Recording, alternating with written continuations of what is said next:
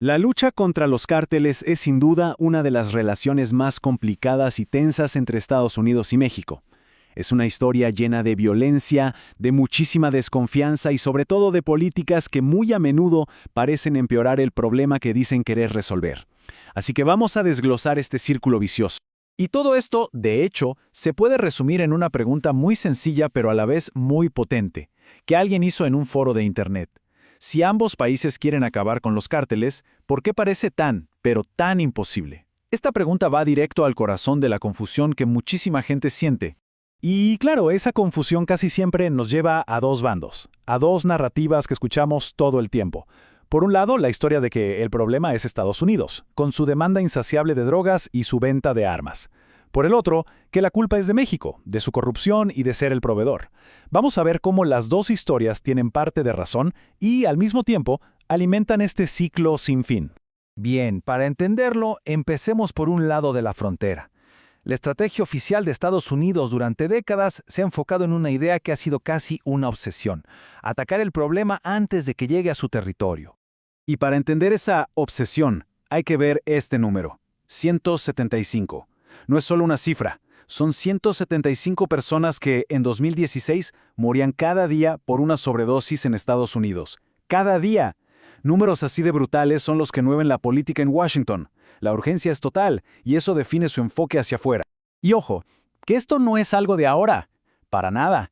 Este enfoque en la oferta ha sido la política de Estado por generaciones. Fíjense, desde Nixon en los 70s, pasando por Reagan en los 80, Clinton en los 90s y hasta Trump más recientemente, el mensaje ha sido básicamente el mismo: hay que parar las drogas en su origen.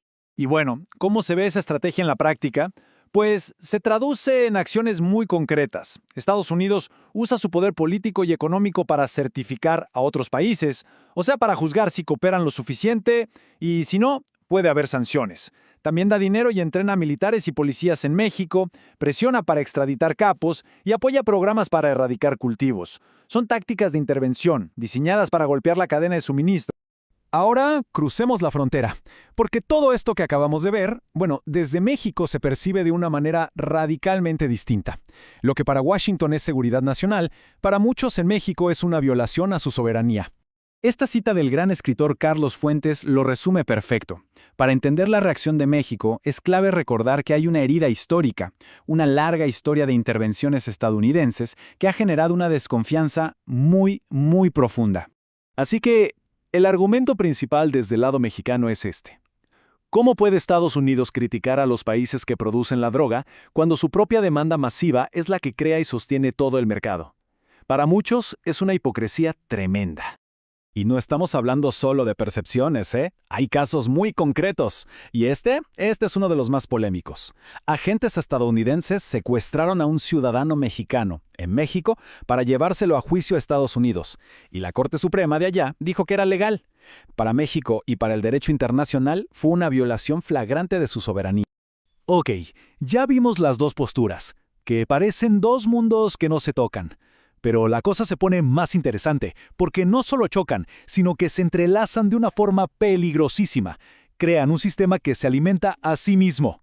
El ciclo muchas veces arranca aquí, dentro de Estados Unidos. La crisis de los opioides, que fue impulsada por medicamentos recetados legalmente, creó una nueva generación de personas con adicción.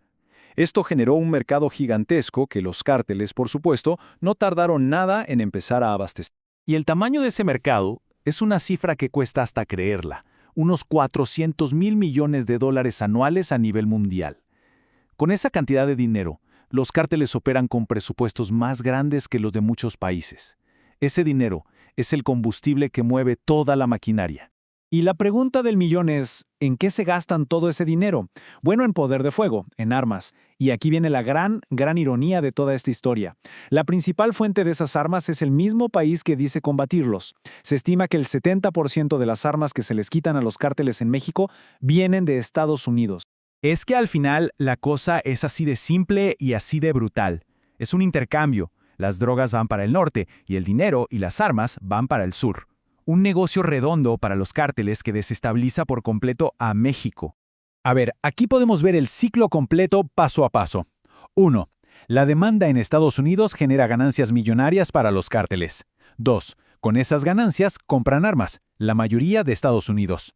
3. Esas armas aumentan la violencia en México. 4. Estados Unidos responde con más presión y más intervención. Y esto último daña la confianza, haciendo que la cooperación real sea casi imposible. Y mientras la demanda siga ahí, el ciclo simplemente vuelve a empezar. Entonces, si estamos atrapados en este ciclo, la pregunta obvia es ¿cómo se rompe? Bueno, cada vez más expertos argumentan que lo que se necesita es un cambio de mentalidad radical. Dejar de pensar en esto como una guerra que se puede ganar a la fuerza.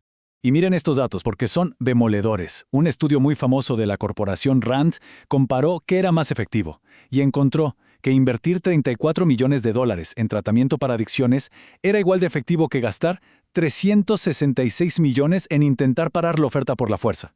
Es decir, es más de 10 veces más rentable invertir en salud pública. Entonces, ¿cómo se vería un enfoque diferente? Bueno, podría incluir varias cosas. Primero, enfocarse de verdad en la prevención y el tratamiento, tratando la adicción como un problema de salud pública. Segundo, una cooperación real, de igual a igual, basada en el respeto y no en la presión. Y tercero, el tema del que casi nunca se habla en Estados Unidos, un control de armas mucho más estricto para frenar el flujo hacia el sur. Se trata de ver esto como un problema complejo, de salud y de economía, no solo como un asunto de policías y ladrones. Hay una frase muy famosa que se le atribuye al presidente Porfirio Díaz que lo resume todo a la perfección y que sigue más vigente que nunca. Resume esa relación inevitable y muchas veces trágica entre dos países vecinos que no pueden escapar el uno del otro. Y eso nos deja con la pregunta final, la más importante. Quizás el mayor error desde el principio fue llamarle a esto una guerra, porque en una guerra se busca una victoria total.